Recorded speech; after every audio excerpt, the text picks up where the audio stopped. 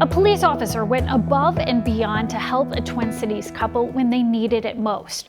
WCCO's John Lauritsen shows us what the officer and his wife did to make another family's lives much easier.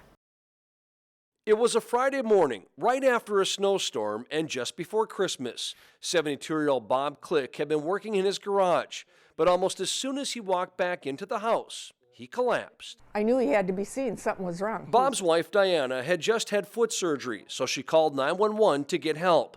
Police and paramedics arrived and took Bob to the hospital, where it was determined that an undetected infection had turned into kidney failure. Next thing I remember, I'm in Maple Grove North. Laying, not moving, he got pneumonia.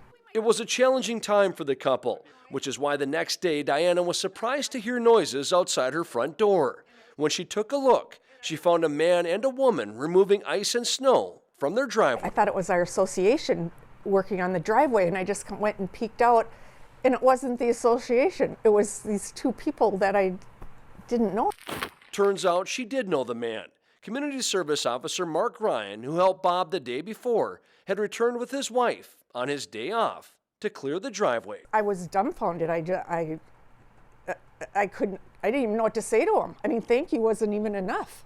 He went home that night, explained to his wife, Carrie, it bothered him, and the next day they just got up and jumped into action to go clear the driveway. Maple Grove Police Commander Adam Lindquist says Officer Ryan wasn't looking for recognition, and it's not the first time he's done something like this. He just thinks if more people commit acts of kindness, this should be the norm. Bob was in the hospital for a few days before he was released. About a week after he got home, he and Diana got another surprise visit. Officer Ryan returned to see how Bob and Diana were doing.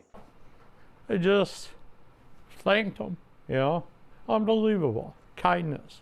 You don't see that nowadays. In Maple Grove, John Lauritsen, WCCO 4 News. A lot of people enjoy drinking beer, but that's not always reflected in those who make it. 3 friends who brew craft beer across the Twin Cities have teamed up to try and make the industry more diverse. WCCO's Marielle Moe shows us how they are creating quite the buzz. All right, here we go. Welcome to another episode of Black Brewers Podcast. Recording is in progress at this studio inside the Dabbler Depot in St. Paul. But take away the cameras and microphones, and this is just 3 friends hanging out, talking about what they love. They have created a beer that uses the same nixtamalized corn malt inside of it. Greg Davenport, Anthony Jennings, and Philip Owens have been recording episodes of the Black Brewers podcast for a year now. Greg and Philip work at Dangerous Man Brewing, Anthony at Arbeiter Brewing, sharing their passion for the craft beer culture with the mission to change who's making it. We have 9,500 breweries in America. 14 are black owned. I think that a lot of people just see like an invisible barrier. They hope talking about their experience in the industry will help brew change. As long as you show them that the door is here and that you can walk through it, and we're here, we got an open hand for you. The 3 of them say a benefit to diverse breweries is more creativity in what you're consuming. When you get different perspectives from different walks of life, you get whole different flavor palettes. Together, they created this sour ale for Black History Month called Frequency Shift. A lot of the fruits that you'll find in that beer are native to Africa. Hoping their conversations are creating the frequency shift they want to see in this industry. If you voice your opinion, maybe somebody will listen. In St. Paul. Cheers, brothers. Marielle Mose, WCCO 4 News. Sledding is a cherished pastime in Minnesota and western Wisconsin. Most people use a sled, tube, or toboggan, but for almost a quarter century, fun lovers have supported a nonprofit with a yearly bed race down a hill on mattresses.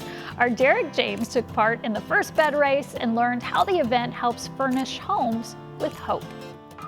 March marks the 25th anniversary of fun-loving friends, family members, and co-workers bed racing their way down Buck Hill.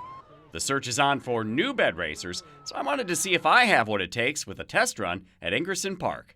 Get set, go! Whoa, stop the video. Before we can show you my slide, we have to explain the why behind the rides. This is bridging. For 35 years, we've been actually providing a basic home package of goods to families who've been referred to us. Each week, members of 100 households come to this location in Roseville and another in Bloomington.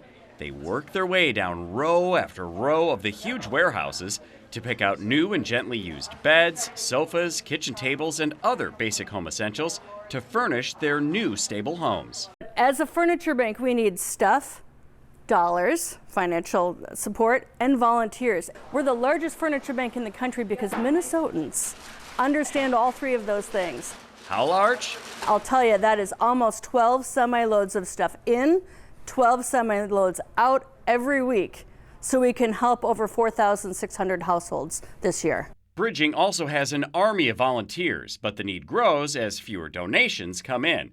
Bed Race for Bridging in March is one of the nonprofit's largest fundraisers, an event perfect for the highly competitive. Whoever I'm with, I want to win. It'll be you and I versus Dan and Darren. Then what's the advice for the two of us? Hang on and just enjoy the ride.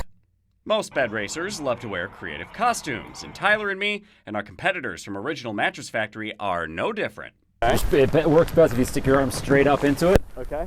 And then let it pop right over. I'm the orthopedic man. On your marks. Get set. Go! And it wouldn't be a race without a slow-mo instant replay.